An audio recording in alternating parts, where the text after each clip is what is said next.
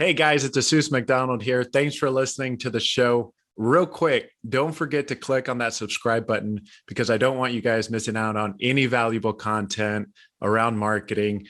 Today, my special guest is Angelica Taylor. Angelica, welcome to the show.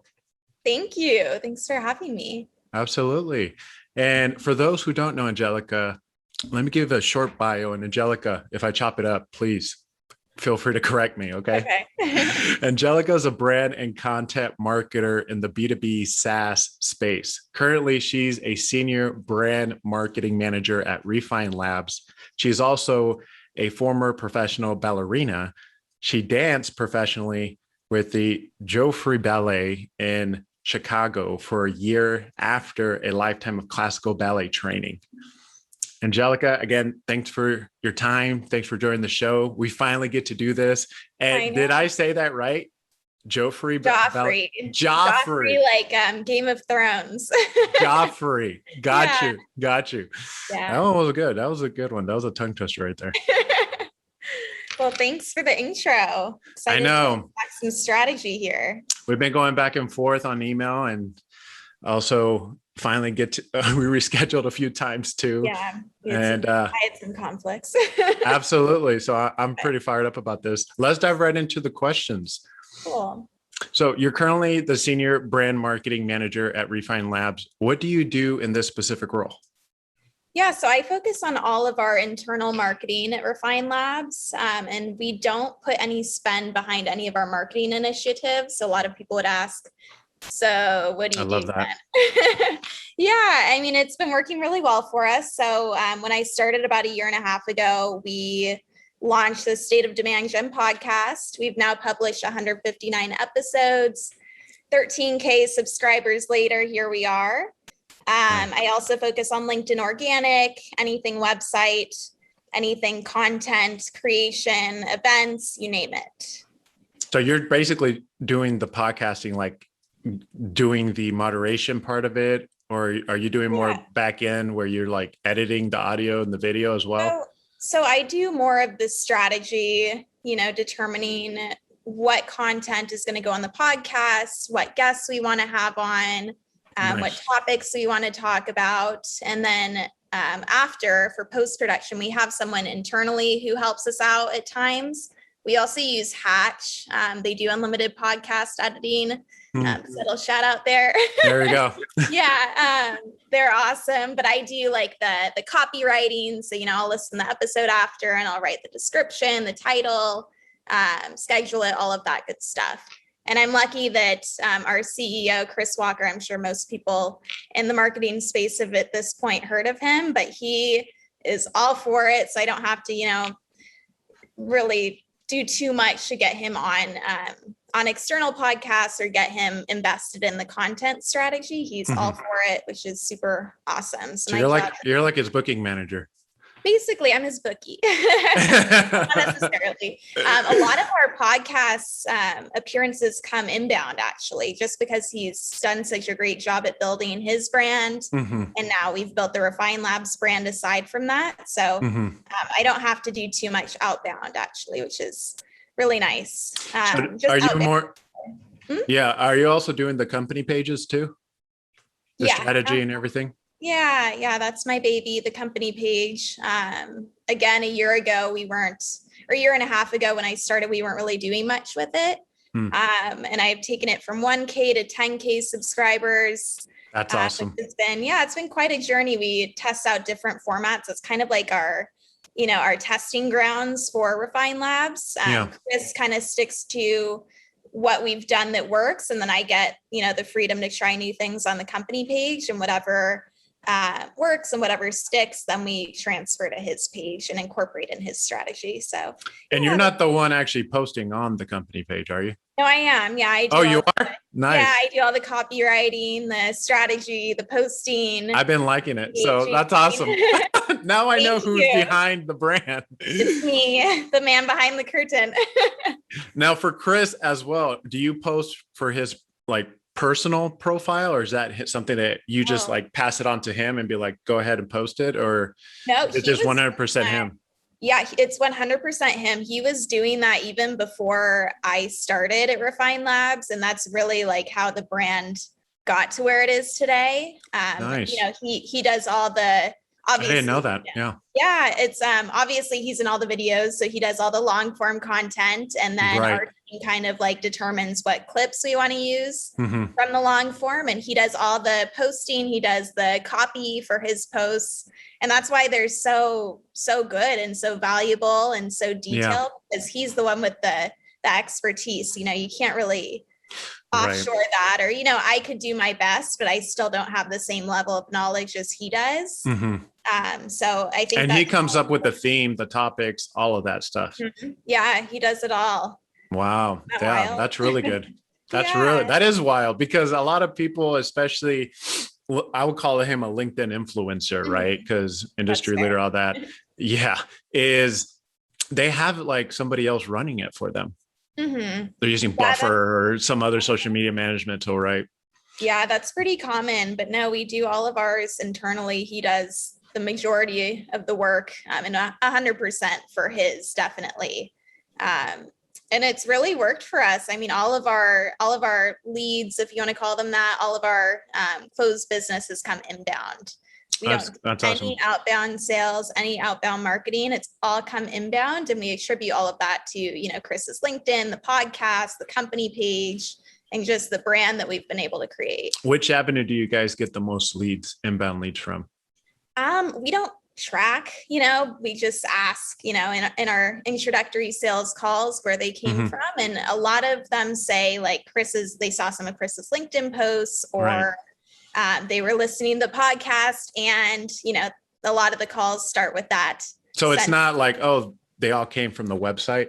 I mean, they heard of Chris's stuff, but do they come through Chris's DM on LinkedIn? No, I see what you're saying. Or are they coming through the website forms? Yeah, they submit the consultation request on the website. But then when we ask them how they heard about us, that's usually, it's LinkedIn or the podcast. No, that's awesome. Yeah. And he's definitely doing a solid job with just all his content. I didn't know he was doing even his own strategy and everything like that behind it too. So it is 100% genuine. So I love that.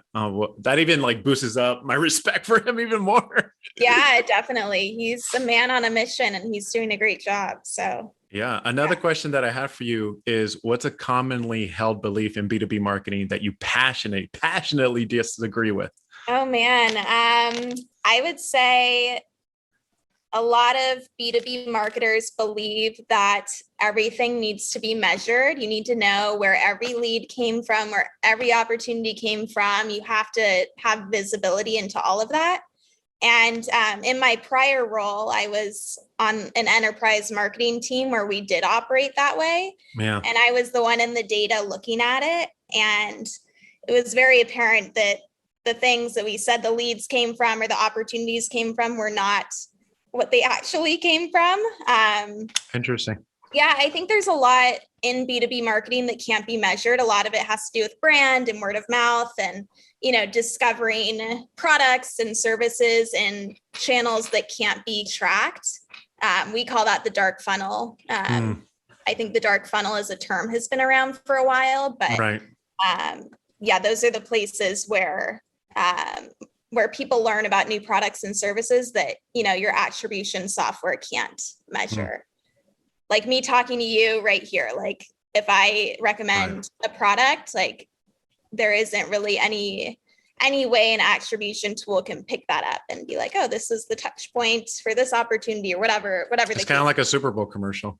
Yeah, exactly. Although I have heard they have some really advanced technology. Really? Your cell phone, if you're watching the commercial. I don't know how that works, but so they can get the conversion rate from that, huh? Apparently so, yeah. That's intense. That's insane and kind of scary. Yeah. That's a whole different level. But yes, there's a lot of the whole dark funnel thing. There's a lot of metric, even HubSpot. Like it says, oh, it came from this third party website. But really, when you get on the phone, you ask them, how'd you hear about us? It was like, oh, Chris Walker's LinkedIn post. And it's like, wait, what? That had nothing to do with what HubSpot. So this is a lot. Right. You can only go so far. And it's crazy because now with just digital, it's everywhere on the web. So they can go from either route, and it's hard to track everything. Though HubSpot does have some good metrics. It just depends on what you're trying to measure, right? Yeah, we love HubSpot. We love Salesforce, but it doesn't always tell the full story. Now, do you guys use Salesforce for the CRM for HubSpot? Do you guys obviously aren't using the CRM because you guys are using Salesforce? No, we do. We do actually use HubSpot CRM. Okay. Yeah. Does it just trickle over to Salesforce? So we don't use Salesforce at all internally. Got you. Our clients do, but yeah, we use HubSpot CRM, and then we also host our website through HubSpot as well. And then sales and marketing as well, all through the HubSpot as well. Yeah, all through there. We don't. Yeah, they're big. Sales. Yeah, we don't do too much sales, but yeah. Right. That's true. You don't have to do a lot of the sales. Yeah, exactly. A strong brand will really take you a long way. 100%. Now, do you have any advice or tips for B2B marketers? Advice or tips? I would say focus less on quantity and more on quality in regards to leads, meetings, opportunities, whatever the metric is. Well, the shorter term, higher up in the funnel metrics, I'd say. There's a lot of obsession around, we want more leads, we need to hit this number, whatever we need to do to hit that number. And there's oftentimes, a lot of the time people forget about the quality and how important that is. Does it really matter if you generate 1,000 leads if none of them turn into, booked meetings or opportunities, or, even further down the funnel? Does that really mean much to the business? The answer is no. Right. So I would say, focus more on quality and less on quantity. Awesome. Now, you mentioned to me you want to talk about podcasting and content strategy. Yeah, definitely. I'm so curious about your strategy. And, one of the questions that I actually had for you. Yeah, let's do this. This is what makes it fun. Exactly. I mean, you're the founder and CEO of your business, and you're out there creating content. You have a podcast. I see you posting on LinkedIn. You're very engaged.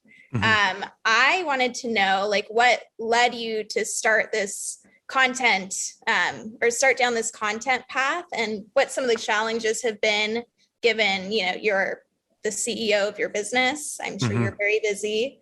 And then what are some of the benefits that you've seen since you started doing this? Yeah, so I started with the company pages, and great question, by the way. I started with the company pages. So the JRM pages, LinkedIn, Facebook, Twitter, Instagram, all that, blah, blah, blah, right? And then we were posting regularly, and we'll get some traction, but I wasn't really seeing any real results with it. Kind of we're getting inbound leads or all these things, right? So then when I started, I don't know, a few years just on LinkedIn, I started seeing Chris Walker, Dave Gerhardt. I started seeing more people in the B2B marketing space doing personal branding. That's the way I see it.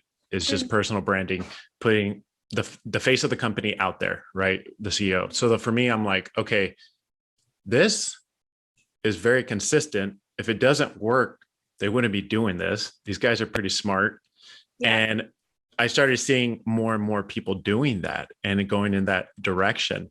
So then I was like, heck, I will do it. I have a digital marketing background, so I'm just passionate about marketing already in itself. So for me, I was like, I love this stuff. Why not? So then I created all my personal pages, right?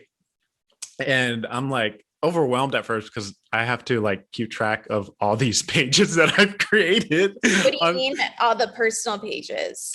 LinkedIn. I see. On different platforms. Different platforms, yeah, social media channels. So I already had the company one. Now I had to create all these because I didn't want to use my Instagram personal. So I'm I gotta create I gotta use a different Instagram for myself. So I did that. And when I went the personal brand avenue, it was a game changer, not just for me, but for the company itself, because kind of like Chris Walker, it's just inbound leads. We do no advertising as well on our end. No advertising. I post daily on LinkedIn. I also think about what's the strategy? A little bit of what you do, Angelica, right? Mhm. And then client meetings, what did I learn from that? Events, what did I learn from that? I write it, elaborate it on it later. And I go in my notes app or Google Doc, and then I just elaborate on it later. And then to me, it's become all inbound leads, 100%. That's huge. I love Huge. That. Yeah. We use HubSpot as CRM too. Nice. So we are basically somewhat in the same with the whole personal branding and inbound leads, and then just having guests on the podcast. To me, I started the podcast because I really didn't want to start a podcast. It was funny. I was just talking to a buddy of mine named Justin about this. I didn't really want to start a podcast. To me, it started off as me seeing a need with small business owners during this pandemic, and they couldn't afford digital marketing. They couldn't afford digital marketing agency or expert, right? So for me, I'm like, here's free content. Like, just make time for it. So who is like your target customer? My target customer is B2B customer. B2B. Okay. Tech, SaaS. Okay. Specifically that industry. I'm in Silicon Valley. Yeah. Like tech university of the world. So this is all I really know. So, and those are my favorite ones. What other platforms? You said that you were setting up pages, or you had set up pages on other platforms. What other platforms are you using? And do you see the same reach and same engagement that you see on LinkedIn on these other channels? I get the most leads from LinkedIn. Yeah. I don't Twitter, all these. I'm not consistent on Twitter. I don't know, 4 days out of the week I post on Twitter. But to me, I haven't invested in like, let me connect with this person. Let me comment here. For me, it's more like I check it occasionally, but I'm not as active as I am on LinkedIn. Yeah. But most of our leads come from LinkedIn. And it's funny because why I asked you about, hey, how are they coming in? And you said, oh, website forms. I assumed they would have came and DM'd me. Some have for a consultation and have questions around websites, but they engage with my content. Some aren't, they're just lurkers. And then they go to our website, our portfolio page, everything about us, and they fill out the contact form. It goes to show how important the website is too.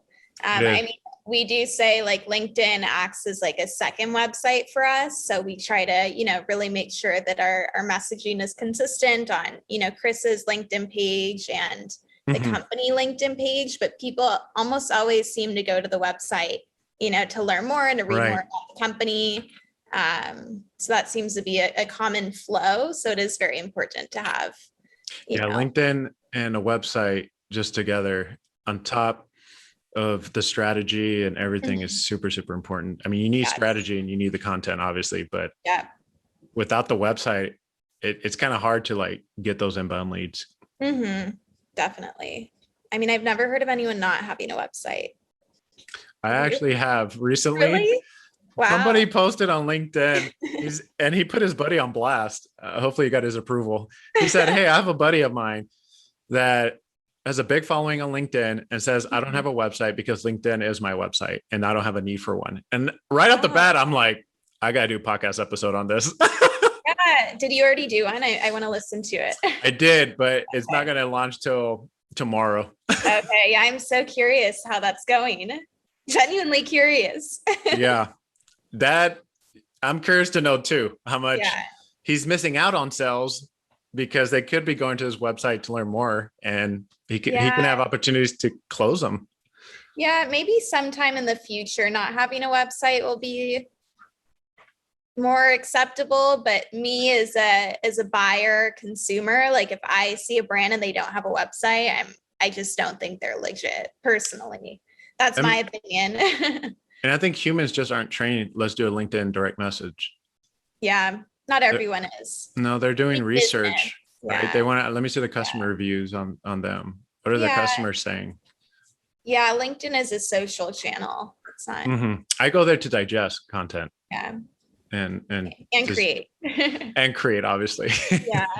It's interesting. I mean, I'd be interested to hear how that is going for him, but something else that I've learned over the past year and a half that seems so simple, but a lot of marketers don't do, is reverse engineering their buying process. Really thinking about like what's important to them as a buyer, how they buy, how they discover new products, and then taking whatever those things are. You know, for me, I do a lot of my own research. I don't reach out to sales often unless I have to. I prefer to do like a self-serve demo. You know, taking those learnings and applying them to your own strategy. And I know it's easier said than done sometimes, but Yeah. I think that's something that's often forgotten. What has been your biggest learnings or takeaways from those? From reverse engineering my buying process? I would say that I do discover a lot of products and services through word of mouth. And I didn't really think about that until I think Chris started talking about this. Like, I mean, he has been talking about it since the beginning of Refine Labs. And it's so true. Like, if someone that I trust or respect or admire, you know, maybe it's even Dave Gerhardt. I don't know him personally, but, you know, I admire him and I think he knows his stuff. If he recommends something, I will definitely look into it, and I will definitely be inclined to, you know, check it out or buy it potentially. So I don't know. I think that's my biggest learning from that. Word of mouth is powerful. Is very powerful, and having a strong brand is also very, very powerful. Absolutely. Yeah. Now, you mentioned, well, I guess we did talk about podcasting a little bit there. We did talk a little bit about it. Yeah. And then did you have any other questions about podcasting?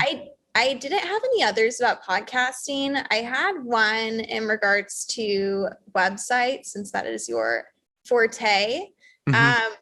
I'm curious to hear, what are the most common mistakes that you see when auditing a business's website? Ooh, that's a really good question.